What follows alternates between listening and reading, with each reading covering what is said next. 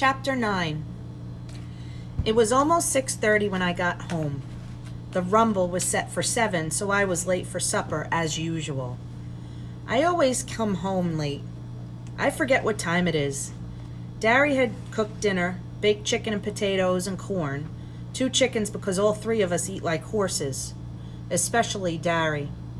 But although I love baked chicken, I could hardly swallow any. I swallowed 5 aspirins, though, when Darry and Soda weren't looking. I do that all the time because I can't sleep very well at night.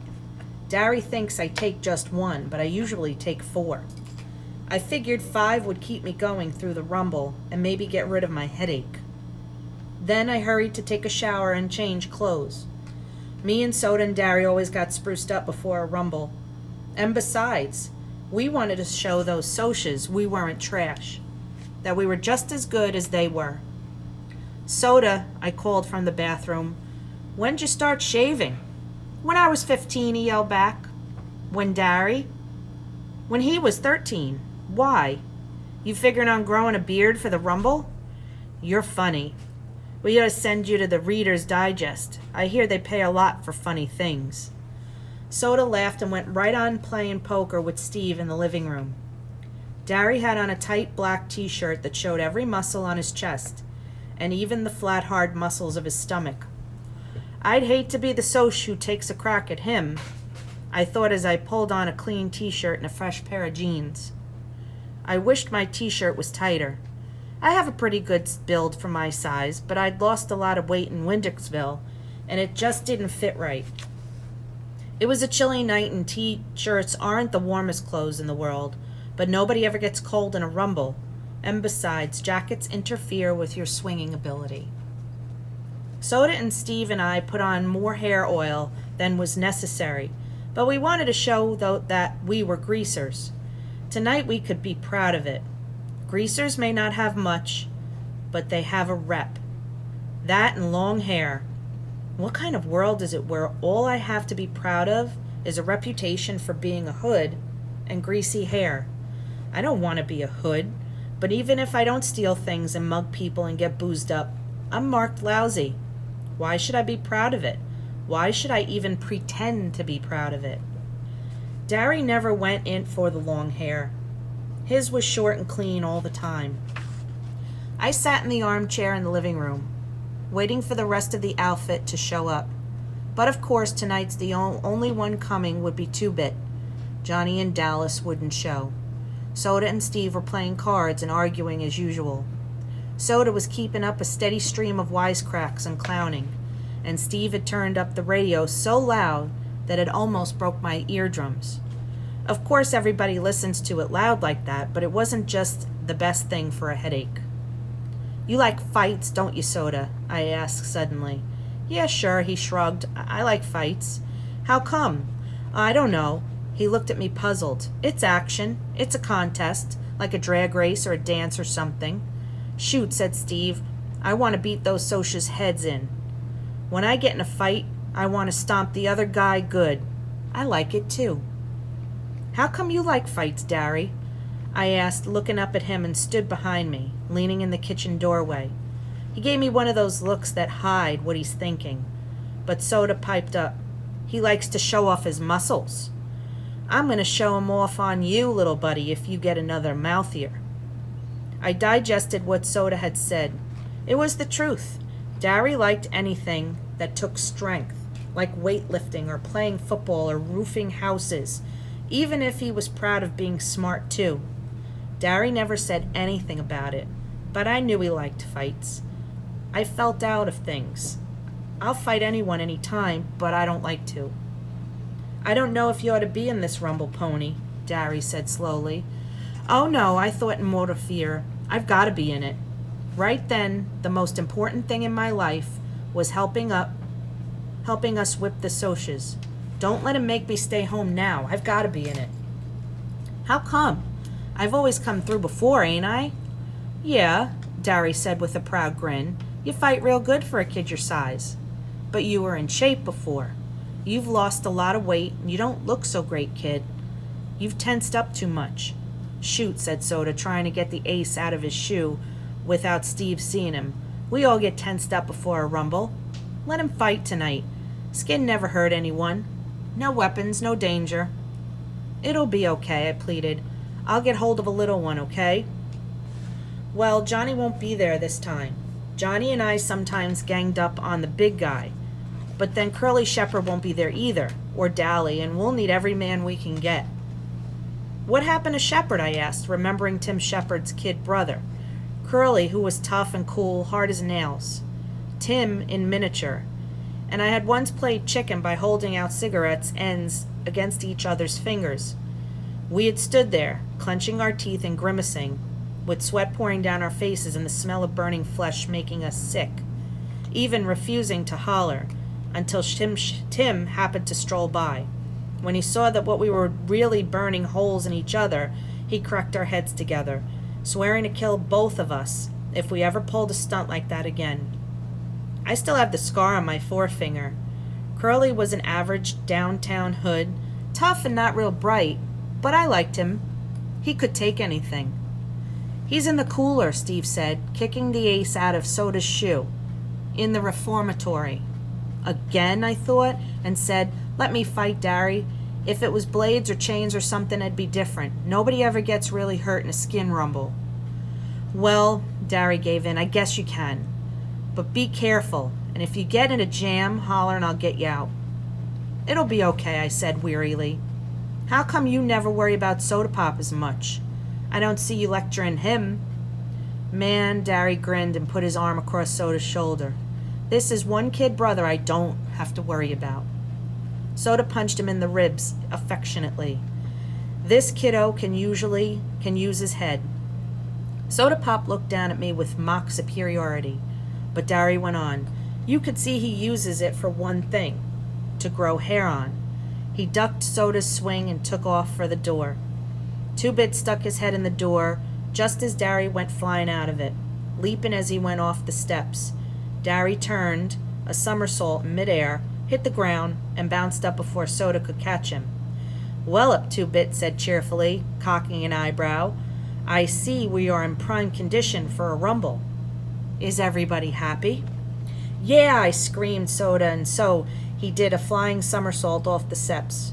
He flipped up to walk on his hands and then did a no-hands cartwheel across the yard to beat Darry's performance. The excitement was catching. Screeching like an Indian, Steve went running across the lawn in flying leaps, stopped suddenly and flipped backward. We could all do acrobatics because Darry had taken a course at the Y and then spent a whole summer teaching us everything he learned on the grounds that it might come in handy in a fight. It did, but it also got Two-Bit and Soda jailed once. They were doing mid-air flips down in downtown sidewalks, walking on their hands, and otherwise disturbing the public and the police. Leave it to those two to pull something like that. With a happy whoop, I did a no-hands cartwheel off the porch steps, hit the ground, and rolled to my feet. Two-Bit followed me in a similar manner. I am a greaser, Soda Pop chanted. I am a JD and a hood. I blacken the name of our fair city. I beat up people. I rob gas stations. I'm a menace to society. Man, do I have fun. Greaser, greaser, greaser, Steve sing-songed. Oh, victim of environment, underprivileged, rotten, no-count hood. Juvenile delinquent, you're no good, Darry shouted.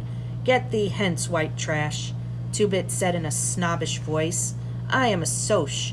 I am the privileged and the well-dressed. I throw beer blasts, drive fancy cars, break windows at fancy parties. And what do you do for fun? I inquired in a serious, awed voice. I jump greasers, Two-Bit screamed, and did a cartwheel. We settled down as we walked to the lot. Two-Bit was the only one wearing a jacket. He had a couple of cans of beer stuffed in it. He always gets high before a rumble. Before anything else, too, come to think of it, I shook my head. I hate to see the day when I had to get my nerve from a can. I tried drinking once before. The stuff tasted awful. I got sick, had a headache, and when Darry found out, he grounded me for 2 weeks. But that was the last time I'd ever drink. I'd seen too much of what drinking did for you at Johnny's house. "Hey, Two-Bit," I said, deciding to complete my survey. "How come you like to fight?" He looked at me as if I was off my nut. "Shoot, everybody fights." If everybody jumped in the Arkansas River, old Two-Bit would be right on their heels. I had it then. Soda fought for fun, Steve for hatred, Darry for pride, and Two-Bit for conformity. Why do I fight? I thought and couldn't think of a real good reason. There isn't any real good reason for fighting except self-defense. "Listen, Soda, you and Ponyboy," Darry said as I strode down the street. "If the fuzz show, you two beat it out of there. The rest of us can only get jailed. You two can get sent to the boys' home." "Nobody in this neighborhood's going to call the fuzz," Steve said grimmingly. "They know what'd happen if they did. All the same, you two blow out the first sign of trouble. You hear me?" "You sure don't need an amplifier," Soda said, and stuck out his tongue at the back of Darry's head. I stifled a giggle. If you want to see something funny, it's a tough hood sticking his tongue out at his big brother. Tim Shepard and company were already waiting when they were arrived at the vacant lot, along with the gang from Brumley, one of the suburbs.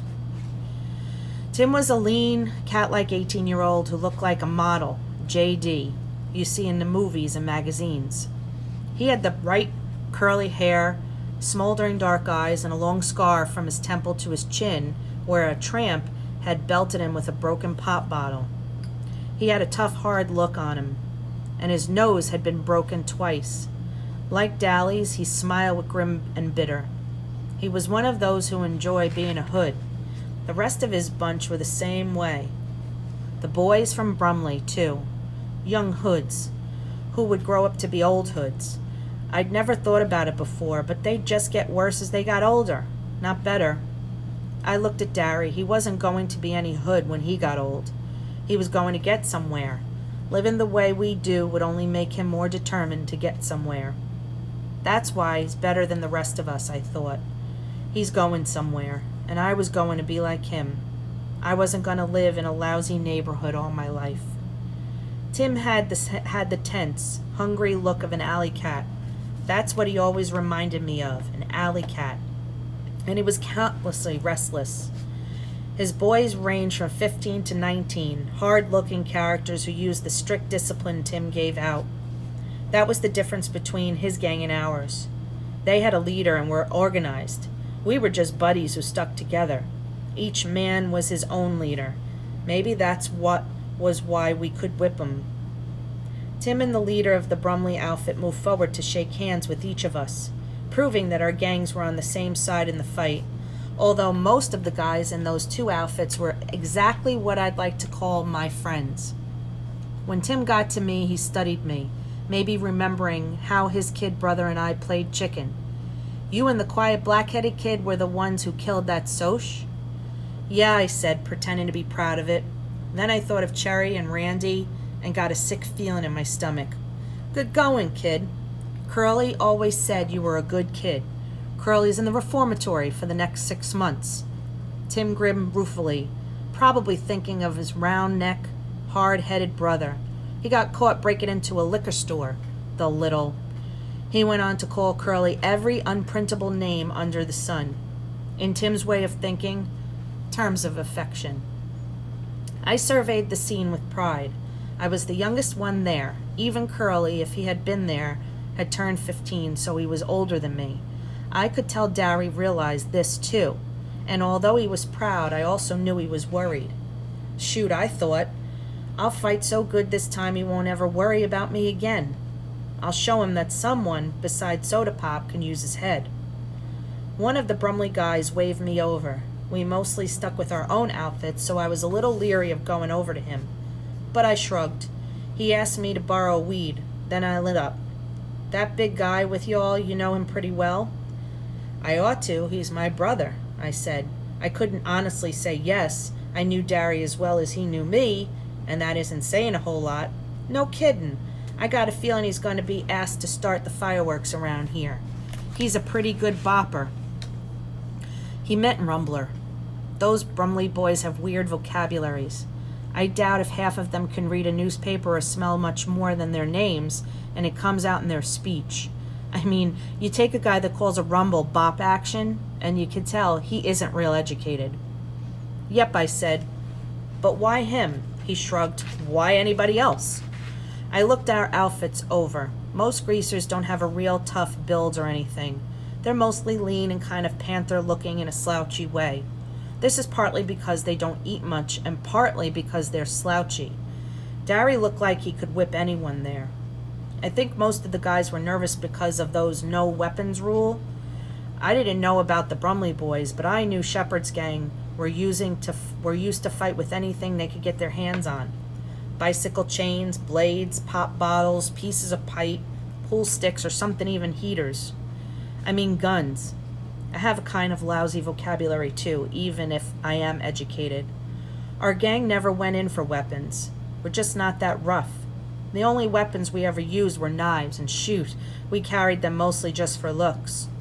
Like Two-Bit with his black-headed switch, none of us had ever really hurt anybody, or wanted to. Just Johnny, and he wanted to. Hey, Curtis, Tim yelled. I jumped back. Which one? I heard Soda yell back. The big one. Come on over here. The guy from Brumley looked at me. What did I tell you? I watched Darry going toward him and the leader and the Brumley boys. He shouldn't be here, I thought suddenly. I shouldn't be here, and Steve shouldn't be here, and Soda shouldn't be here, and Two-Bit shouldn't be here. We're greasers, but not hoods, and we don't belong with this bunch of future convicts. We could end up like them, I thought.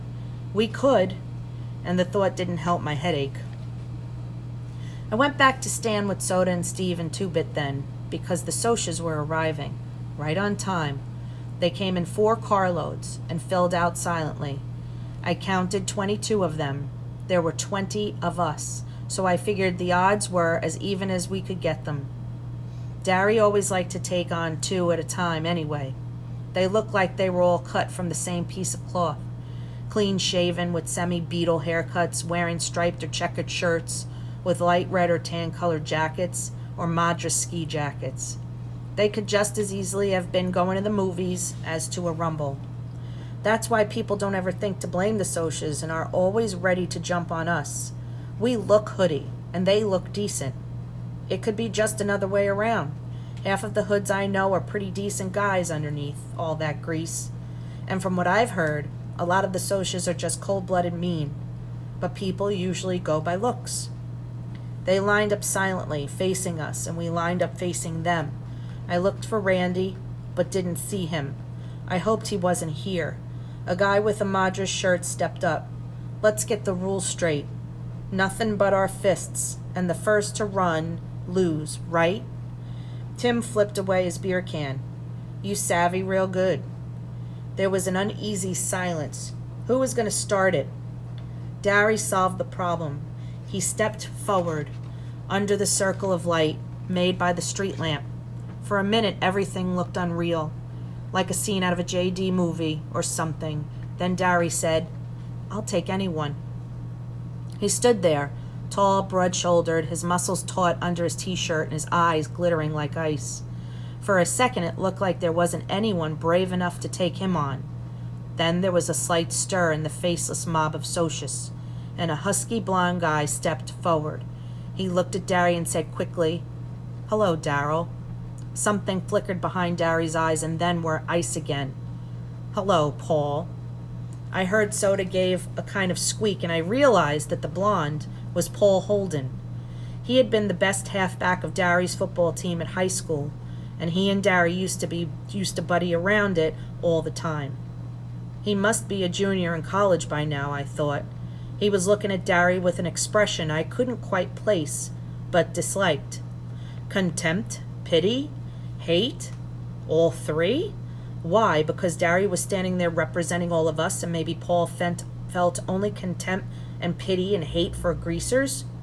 Darry hadn't moved a muscle or changed expression, but you could see he hated Paul now. It wasn't only jealousy. Darry had a right to be jealous. He was ashamed to be on our side, ashamed to be seen with the Brumley boys, Shepard's gang, maybe even us. Nobody realized it but me and Soda. It didn't matter to anyone but me and Soda. That's stupid, I thought swiftly. They've both come here to fight and they're both supposed to be smarter than that. What difference does the side make? Then Paul said, I'll take you. And something like a smile crossed Darry's face. I knew Darry had thought he could take Paul any time, but that was 2 or 3 years ago. What if Paul was better now? I swallowed. Neither one of my brothers had ever been beaten in a fight, but I wasn't exactly itching for someone to break the record. They moved in a circle under the light, counterclockwise, eyeing each other, sizing each other up, maybe remembering old faults and wondering if they were still there. The rest of us waited with mounting tension. I was reminded of Jack London's books, where the wolf pack waits in silence for one of 2 members to go down in a fight. But it was different here. The moment either one swung a punch, the rumble would be on. The silence grew heavier, and I could hear the harsh, heavy breathing of the boys around me. Still, Darry and the Soch walked slowly in a circle. Even I could feel their hatred.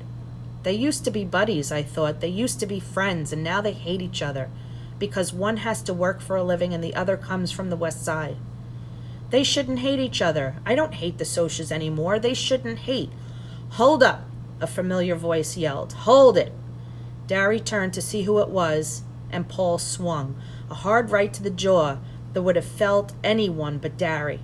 The rumble was on. Dallas Winston ran to join us. I couldn't find a Soch my size, so I took the next best size and jumped on in. Dallas was right beside me, already on top of someone. I thought you were in the hospital, I yelled at the Soch, knocked me to the ground, and I rolled to avoid getting kicked. I was. Dally was having a hard time because he left his arm, was still in a bad shape. I ain't now. How? I managed to ask. At the Soch I was fighting leaped on me, and we rolled near Dally. Talked the nurse into a 2-bit switch. Don't you know a rumble ain't a rumble unless I'm in it? I couldn't answer because the Soch, who was heavier than I took for him, had me pinned and was slugging the sense out of me. I thought dizzily that he was going to knock some of my teeth loose or break my nose or something, and I knew I didn't have a chance. But Darry was keeping an eye out for me. He caught that guy by the shoulder and half lifted him up before knocking him 3 feet with a sledgehammer blow. I decided it would be fair for me to help Dally since he could only use one arm. They were slugging it out, but Dallas was getting the worst of it, so I jumped on the Soch's back, pulling his hair and pounding him. He reached back and caught me by the neck and threw me over his head to the ground. Tim Shepard, who was fighting 2 at once, accidentally stepped on me, knocking my breath out. I was up again as soon as I got my wind and jumped right back in the Soch, trying my best to strangle him. While he was prying my fingers loose, Dally knocked him backward so that all 3 of us rolled to the ground, gasping, cussing, and punching. Somebody kicked me hard in the ribs and I yelped out of spite of myself. Some Soch had knocked one of our bunch and was kicking me in hard as he could. But I had both arms wrapped around the other Soch's neck and refused to let go. Dally was slugging him and I hung in desperately, although the other Soch was kicking me. And you'd better believe it hurt. Finally, he kicked me in the head so hard it stunned me, and I lay limp, trying to clear my mind and keep from blacking out. I could hear the racket, but only dimly through the buzzing in my ears. Numerous bruises along my back and on my face were throbbing, but I felt detached from the pain, as if it wasn't really me feeling it. They're running, I heard a voice yelling joyfully. Look at those dirty, run! It seemed to me that the voice belonged to 2-Bit, but I couldn't be sure. I tried to sit up and saw the Soches were getting into their cars and leaving. Tim Shepard was swearing blue and green because his nose was broken again, and the leader of the Brumley boys was working over one of his own men because he had broken the rules and used a piece of pipe in the fighting. Steve lay doubled up and groaning about 10 feet from me. We found out later he had 3 broken ribs. Soda Pop was beside me, talking in a low, steady voice. I did a double take when I saw 2-Bit. Blood was streaming down one side of his face and one hand was busted wide open. But he was grinning happily because the Soches were running. We won, Darry announced in a tired voice. He was going to have a black eye and there was a cut across his forehead. We beat the Soches. Dally stood beside me quietly for a minute, trying to gasp the fact that we had really beaten the Socs. Then, grabbing my shirt, he hauled me to my feet. "Come on." He half dragged me down the street. "We're going to see Johnny." I tried to run but stumbled, and Dally impatiently shoved me along. "Hurry, he was getting worse when I left. He wants to see you." I don't know how Dallas could travel so fast and hard after being knocked around and having his sore arm hurt some more, but I tried to keep up with him. Track wasn't ever like the running I did that night. I was still dizzy and had only dim realization of where I was going and why. Dally had Buck Merrill's T-Bird parked in front of our house, and we hopped into it. I sat tight as Dally roared the car down the street. We were on 10th when the siren came and behind us, and I saw the reflection of the red light flashing in the windshield. "Look sick," Dally commended. "I'll say I'm taking you to the hospital, which'll be the truth enough." I leaned against the cold glass of the window and I tried to look sick, which wasn't too hard, feeling the way I did right then. The policeman looked disgusted. "All right, buddy, where's the fire?" "The kid." Dally jerked a thumb toward me. "He fell over on his motorcycle and I'm taking him to the hospital." I groaned, and it wasn't all fake out. I guess I looked pretty bad, too, being cut and bruised like I was. The fuzz changed his tone. "Is he real bad? Do you need an escort?" "How would I know if he's bad or not? I ain't no doc. Yeah, we could use an escort." And the policeman got back into his car, I heard Dally hiss. "Sucker." With the siren ahead of us, we made record time getting to the hospital. All the way there, Dally kept talking and talking about something, but I was too dizzy to make the most out of it. I was crazy. You know that kid? Crazy for wanting Johnny to stay out of trouble, for not wanting him to get hard. If he'd been like me, he'd never been in this mess. If he'd got smart like me, he'd have to run into the church. That's what you get for helping people. Editorials in the paper and a lot of trouble. You better wise up, pony boy. You get tough like me and you don't get hurt. You look out for yourself and nothing could touch you. He said a lot more stuff, but I didn't get it all. I had a stupid feeling that Dally was out of his mind, the way he kept raving on because Dallas never talked like that. But I think now I would have understood if I hadn't been sick at the time. The cop left us at the hospital as Dally pretended to help me out of the car. The minute the cop was gone, Dally let go of me so quick I almost fell. "Hurry!" We ran through the lobby and crowded past people into the elevator. Several people yelled at us, I think because we were pretty racked up looking. But Dally had nothing on his mind except Johnny, and I was too mixed up to know anything, but that I had to follow Dally. When we finally got to Johnny's room, the doctor stopped us. "I'm sorry, boys, but he's dying." "We gotta see him," Dally said, and flicked out 2-bit switchblade. His voice was shaken. "We're gonna see him, and if you give us any static, you'll end up with your own operating table." The doctor didn't bat an eye. "You can see him, but it's because you're his friends, not because of that knife." Dally looked at him for a second, then put the knife back in his pocket. We both went into Johnny's room, standing there for a second, getting our breath back in heavy gulps. It was awful quiet. It was scary quiet. I looked at Johnny. He was very still, and for a moment I thought in agony, "He's dead already. We're too late." Dally swallowed, wiping the sweat off his upper lip. "Johnny Cake?" he said in a hoarse voice. "Johnny?" Johnny stirred weakly, then opened his eyes. "Hey," he managed softly. "We won," Dally panted. "We beat the Socs. We stomped them, chased them out of our territory." Johnny didn't even try to grin at him. "Useless. Fighting's no good." He was awful white. Dally licked his lips nervously. "They're still writing editorials about you in the paper, for being a hero and all." He was talking too fast and too calmly. "Yeah, they're calling in a hero and heroizing all the greasers. We're all proud of you, buddy." Johnny's eyes glowed. Dally was proud of him. That was all Johnny ever wanted. "Pony boy?" I barely heard him. I came closer and leaned over to hear what he was going to say. "Stay gold, pony boy. Stay gold." The pillow seemed to sink in a little, and Johnny died. You read about people looking peacefully asleep when they're dead, but they don't. Johnny just looked dead, like a candle with a flame gone. I tried to say something, but I couldn't make a sound. Dally swallowed and reached over to push Johnny's hair back. Never could keep that hair back. That's what you get for trying to help people. You little punk, that's what you get. Whirling suddenly, he slammed back against the wall. His face contracted in agony and sweat streamed down his face. Damn it, Johnny, he begged, slamming one fist against the wall, hammering it to make it obey his will. Oh, damn it, Johnny, don't die. Please don't die. He suddenly bolted through the door and down the hall.